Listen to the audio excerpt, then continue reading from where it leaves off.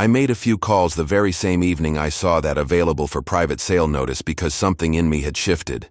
It wasn't just about principle anymore, it was about drawing a line that couldn't be erased. About turning the tables with dignity instead of rage. I tracked down a phone number through a local real estate contact and spoke to the Fulton family directly. They were in their 70s now, living a few states away, and honestly sounded relieved that someone from the area was interested in the land. Not a developer, not a big corporation, just someone who cared about the woods, the quiet, the balance of it all. When I told them I was a retired law enforcement officer, that I had a deep respect for nature and no interest in building on it or cutting it up, just keeping it as it was, wild, clean, peaceful, they warmed up immediately. We chatted about Colorado winters and old hunting stories, and within 2 weeks we were negotiating a deal that didn't need banks or agents or endless paperwork. I pulled money from retirement savings, investments, and a bit of help from a good friend who believed in what I was doing. The deal closed in under 2 months. I paid in full. No mortgage, no strings. Just a clean title and a whole lot of satisfaction. The ink wasn't even dry on the documents when I took action. First came the signs, heavy-duty metal ones, bolted, to trees and staked at every entrance. Private property, no trespassing, trail access closed. Simple, legal, direct. The reaction? Explosive. You'd think I had set fire to their clubhouse or stolen the town square. Within 48 hours, the HOA president herself came marching down my driveway, red-faced and practically foaming at the mouth, holding a folder of papers and brimming with self-importance. "You can't do this," she barked, waving the folder, like it held some kind of divine HOA decree. I stayed calm, let her finish her monologue about how I was being unreasonable, vindictive, punishing the entire community, breaking the spirit of the neighborhood. Then I looked her straight in the eye and said slowly and clearly, "You fined me for using my own land. Now I'm simply using mine the way you taught me to." Her face froze. For once, she didn't have a comeback. She left in a huff, slamming, her car door hard enough to echo down the drive. But the fight didn't end there. Over the next few weeks, the backlash turned bitter. Nasty emails started pouring into my inbox, some from anonymous addresses, others signed with smug little HOA titles. People accused me of being a bully, of taking away community heritage, of destroying their kids' childhoods. Someone even claimed I had traumatized their golden retriever because they couldn't walk it along the stream anymore. Online, the gossip ramped up. Local Facebook groups lit up with half-truths, wild speculation, and outright lies. One post claimed I was planning to turn the land into a shooting range. Another insisted I was building a hunting lodge for out-of-state trophy seekers. Neither were remotely true. Meanwhile, 2 teens were caught sneaking onto the trails at Chabawaii, dusk with flashlights, and one man tried to enter through a back path at night, thinking he'd go unnoticed. I had installed cameras at every major access point. When the footage showed their faces clearly, I gave each one a fair warning. Except the man, who became belligerent and tried to lie about his intentions. He got cited for trespassing. That moment rippled through the neighborhood like thunder. Suddenly, the whispers changed. The same people who once crossed the street to avoid me at the mailbox began slowing down to nod, wave, or say, "Hey." I started getting quiet knocks on my door, polite, awkward neighbors who said things like, "I didn't agree with what they did to you," or, "I think you were right to stand your ground."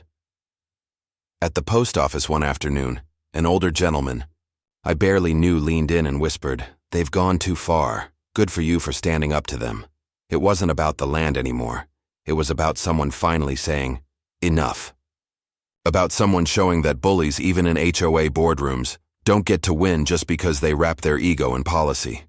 Still, I wasn't out for revenge. I didn't want war. I just wanted peace and a little respect. But peace, it seemed, was still not on the HOA's agenda. Because just when the dust started to settle, a new twist arrived, in the form of a registered envelope dropped at my doorstep. This time it wasn't a fine. It wasn't even from the HOA.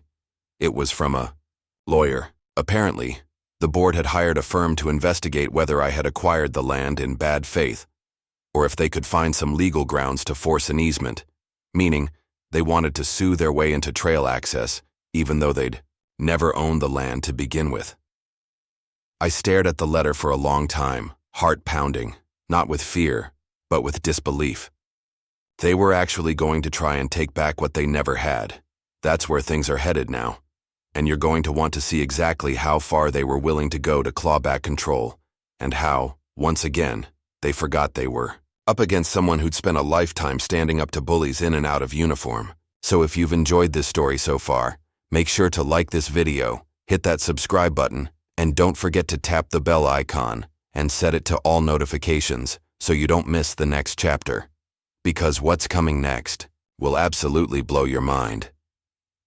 The HOA thought their attorney could intimidate me into submission. But what they didn't know? I had a lawyer of my own.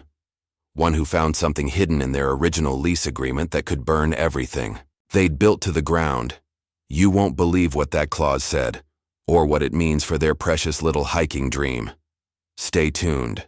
The HOA fined me $2,000 for legally hunting on my own land, so I bought the land behind their houses, the one they all hike on every weekend, and I shut it down permanently. But that was just the beginning. I live in a quiet, rural neighborhood, just outside a small mountain town in Colorado, the kind of place where the mountains rise up like old friends, and the air smells like pine and clean snowmelt even in late spring. The roads are gravel, the nights are still, and the neighbors, at least at first, seem the kind of folks who'd stop to help you change a tire or bring you soup if they saw your lights were off for a few days. When I moved here 3 years ago, it was supposed to be my reward. After 20 years in law enforcement with all the sleepless nights, courtrooms, tough calls, and tougher scenes, I wanted somewhere I could finally breathe, somewhere I didn't have to look over my shoulder. I bought a cabin-style home tucked back on 3 wooded acres, a little piece of Colorado that I could call my own. It wasn't a mansion, but it had character, exposed beams, a wraparound porch, and a wood stove that made winters feel like something out of a novel. But more than the house, what drew me in was the land, the freedom. Out here, I could split firewood at dawn, let my dog run off leash without a city ordinance breathing down my neck, grow a vegetable garden without getting a permit, and yes, hunt during the legal season without anyone batting an eye. At least, that's what I thought. I grew up hunting with my dad. It was never about showing off. It was about respect. Respect for the animal, for the land, for the tradition of harvesting your own food.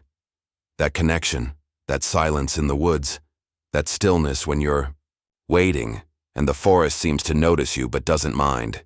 It stays with you. So when deer season came around that first October, I set up a simple blind near the edge of my property, well away from the road or any homes.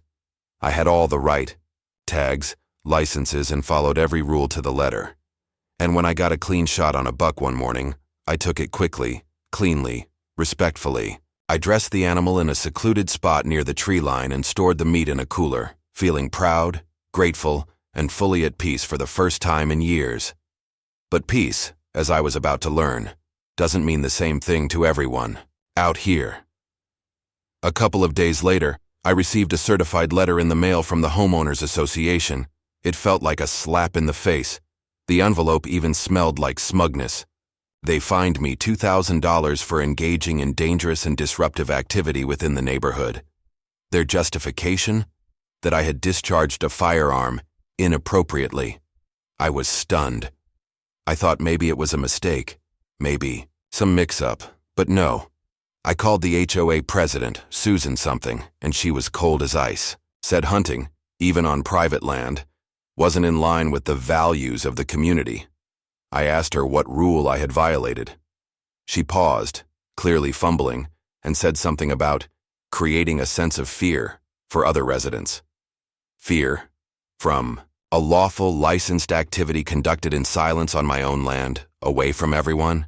It didn't matter. She was the type who liked rules more than reason. I tried to explain myself calmly, even offered to walk the property lines with her to show just how isolated the spot was. She cut me off mid-sentence and said, "This isn't the Wild West. We have standards." That was the moment I knew this wasn't about safety. It was about control. And control, as I had learned over decades in uniform, was something people cling to when they have nothing else to hold. Over the next few weeks, it only got worse. Emails from the HOA about the noise level of my truck, notes on my door about inconsistent lawn maintenance. A passive-aggressive welcome to the neighborhood card appeared in my mailbox months after I'd moved in. They weren't trying to correct me. They were trying to break me. I appealed the hunting fine formally, thinking reason might still prevail.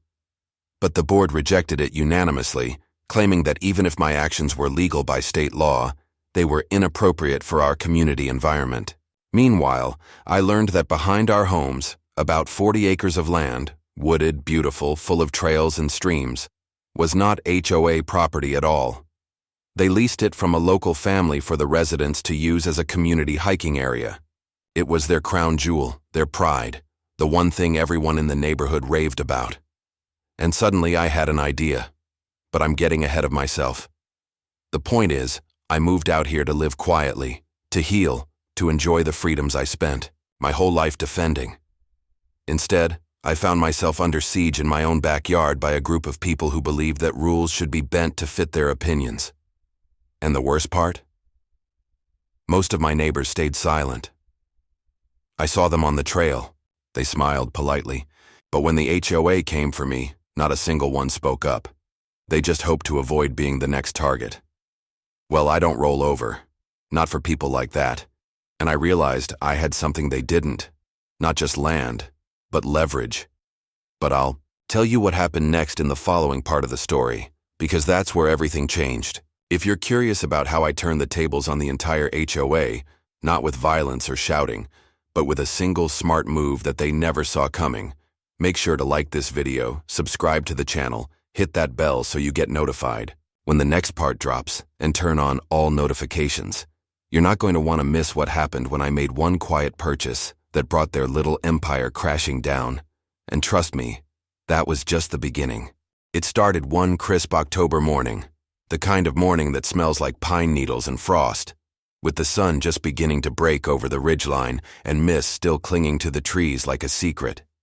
I was up early, long before the world stirred, layered in flannel and an orange vest, boots crunching softly through the fallen leaves as I made my way to the deer blind I'd built at the far edge of my property. It wasn't fancy, just some treated wood, camo netting, and a stool I picked up at the hardware store. But it was mine, and it was peaceful. The air was still, the birds quiet, and the forest alive in a way you can only feel if you've sat in it long enough to hear it breathe. I sat there for hours, soaking in the silence, watching a pair of squirrels chase each other up a trunk while a hawk circled lazily above. Eventually, a buck stepped into the clearing. I waited, steady, respectful, and when the shot came, it was quick, clean, and necessary. That buck would feed me through the winter, and I felt proud, not of the kill, but of the process, the tradition, the way I'd done everything by the book. I had my hunting license, my tags, had taken the safety course, and knew the local laws, down to the letter. I was over 800 feet from the nearest structure on my own land, far from the public eye, and I even dressed the deer in a shaded corner of the property where no one could see. That moment felt sacred, something between me, the land, and nature, but that peace didn't last. 2 days later, I found a certified envelope in my mailbox. At first I thought it was a delivery mix-up, maybe something from the VA or tax office. But when I saw the HOA letterhead, my stomach sank. Inside was a formal notice of violation, complete with photographs someone must have taken from a distance, and a bolded line demanding $2,000 in fines. The accusation? That I had engaged in dangerous and inappropriate activity within a residential zone. My jaw dropped. I read the letter 3 times just to make sure I wasn't misinterpreting something. But no, they were fining me for hunting legally, ethically, and alone, on my own property. They cited a vague clause about discharging firearms, though nothing in the bylaws banned hunting explicitly. And again, I was far beyond the minimum distance set by state law. I wasn't just being penalized, I was being targeted. I immediately called the HOA president, Susan Merritt, a woman whose name I had only seen on neighborhood newsletters and occasional passive-aggressive community updates about lawn heights. and holiday decoration rules. Her tone on the phone was as cold and rigid as the letter. I explained calmly that I'd followed every regulation, that the state allowed hunting on private land, and that there was no risk to anyone. Her response? "We don't allow that kind of behavior here." I asked her directly, "What rule did I break, Susan?" She paused, then said flatly, "It's just not appropriate. This isn't the Wild West." That's when it hit me. This wasn't about rules. It was about control. About people like her who think HOA stands for honor our authority. They didn't care about laws or facts. They cared about their vision of the neighborhood, their idea of what was proper, clean, and controlled. The idea that someone could quietly mind their business and still be vilified didn't sit right with me. And what made it worse was knowing someone had spied on me. Someone had taken pictures, maybe from the woods, maybe from a trail, and reported me not because they were afraid, but because they disapproved. That stung more than the fine. I appealed, of course. Submitted my license copies, GPS coordinates of the blind, photos of where I dressed the deer. Even got a written statement from a local wildlife officer confirming I had broken no laws. The HOA never responded directly, just sent another letter weeks later rejecting the appeal, doubling down on their claim that what I did violated the peaceful character of the neighborhood. I started noticing cars driving slower past my house. A few neighbors who used to wave started looking away. One woman even pulled her dog back as I walked by, as if I were dangerous. It was surreal. 20 years of serving and protecting communities, and now I was being treated like a menace for practicing a tradition older than any HOA in the country. I tried to let it roll off me, but it gnawed at something deep inside. This place was supposed to be where I healed, where I grew old in peace. But these people, the ones hiding behind bylaws and fake smiles, were turning it into a prison of unspoken rules and quiet intimidation. And as I stood in my driveway one evening, watching another HOA notice flutter on my door in the breeze, I realized something had to change. I wasn't going to roll over and beg forgiveness for something that wasn't wrong. And that's when I started thinking not just about how to fight back, but how to win. And let's just say, the next move I made, it caught the entire neighborhood off guard. You're going to want to see what happened when I flipped the script and used one simple act to show the HOA exactly who they were dealing with. If you're enjoying this story, make sure to like this video, hit that subscribe button, and tap the bell. Set it to all notifications so you don't miss what's coming next, because this battle was just getting started. And here's the twist no one saw coming. The land they all love to hike, picnic on, and claim as theirs, the one they thought was safe from me, wasn't even owned by the HOA, and I had just made a phone call that would change everything. I filed an appeal thinking, naively I admit, that reason might still mean something in this community, that logic and fairness might actually hold weight against whatever strange power trip the HOA was on. I spent hours crafting it. I included screenshots of the state laws that allowed hunting on private property, GPS coordinates showing how far my deer blind was from any home, and a letter from the local game warden himself confirming that I hadn't violated a single regulation. In fact, when I told him about the fine and the HOA's complaints, he literally laughed and said, "You're better off hunting on your own land than running into fools like that in the forest." He offered to talk to the board on my behalf, but they didn't care. They didn't want facts. They wanted obedience. A week later, I got a cold, pre-typed rejection letter in the mail. They not only dismissed my appeal without addressing a single point I raised, but added an ominous line. Any future instances of hunting, firearm discharge, or related activity may result in additional fines or legal action. It felt like they weren't just rejecting my appeal, they were putting a target on my back. I tried to ignore it, tried to go on with my life. But suddenly, things in the neighborhood began to shift. Subtly at first. The same people who used to wave or chat at the mailbox started avoiding eye contact. A friendly couple I used to exchange soup recipes with suddenly stopped replying to texts.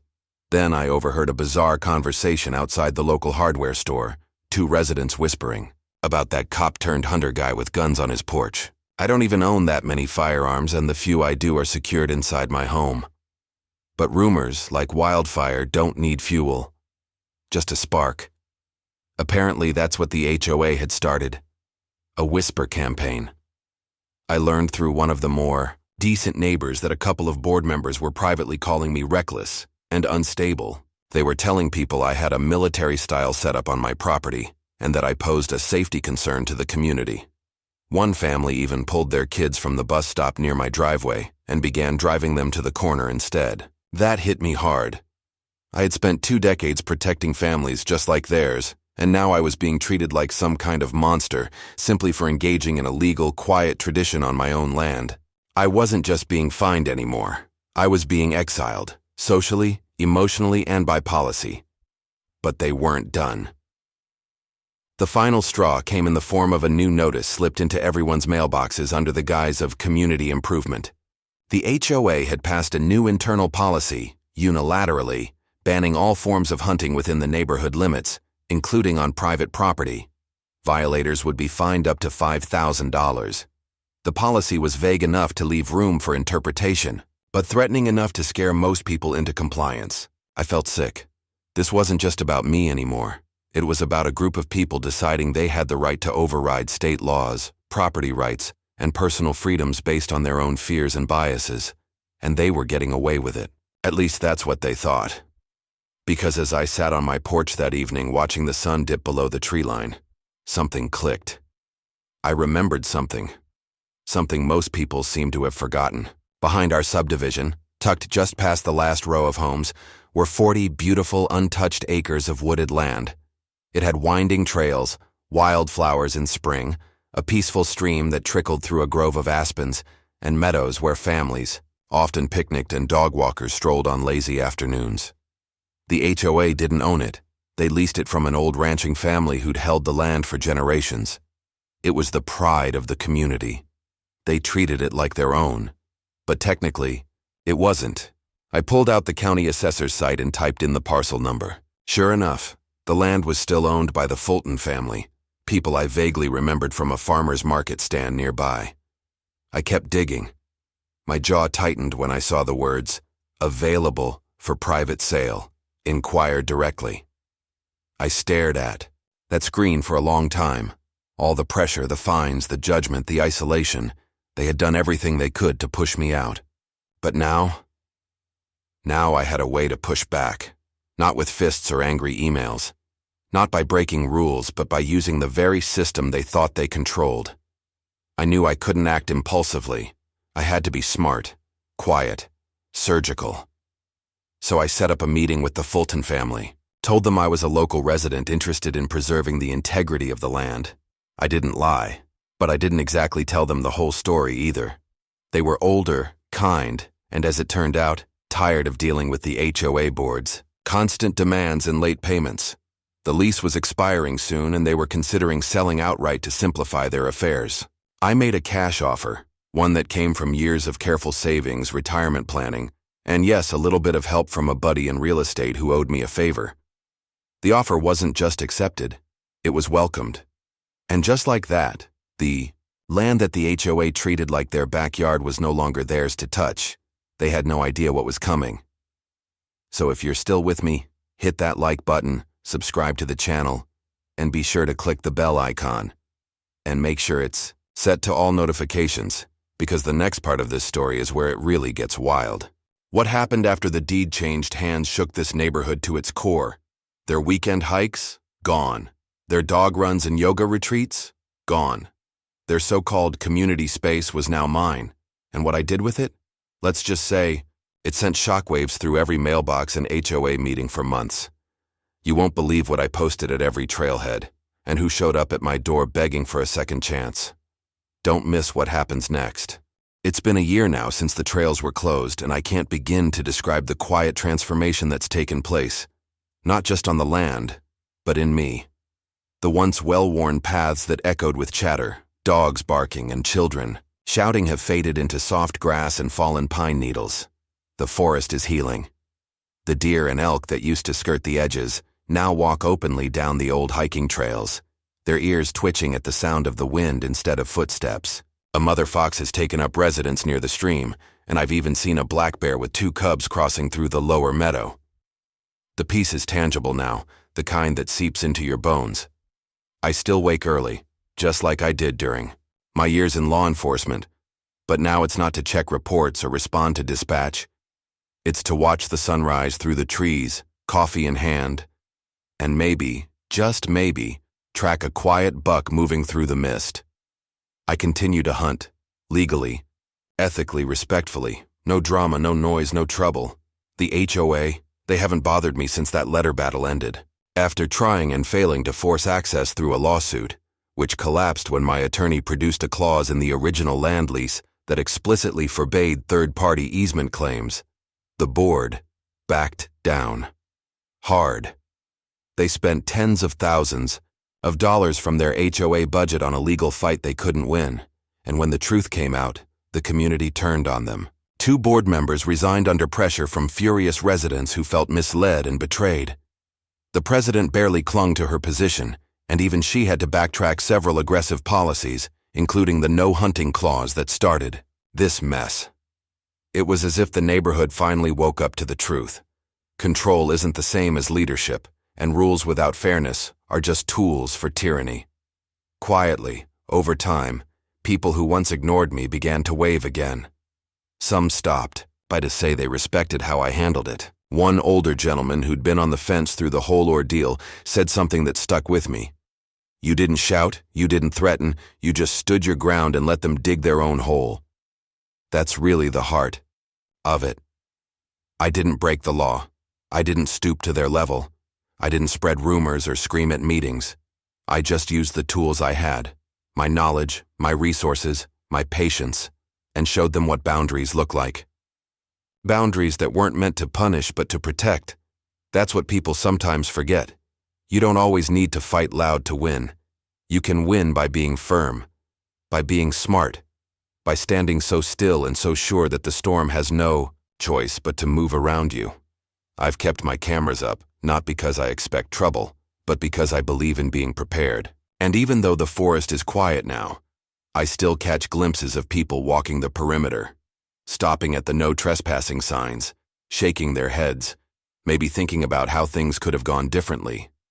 I don't gloat. I don't need to. The land speaks for itself now. Every day it grows back stronger, cleaner, wilder, exactly as it was meant to be. As for me, I've taken up woodworking again, built a small workshop next to the cabin, started crafting pieces from fallen trees, benches, stools, small things, with meaning.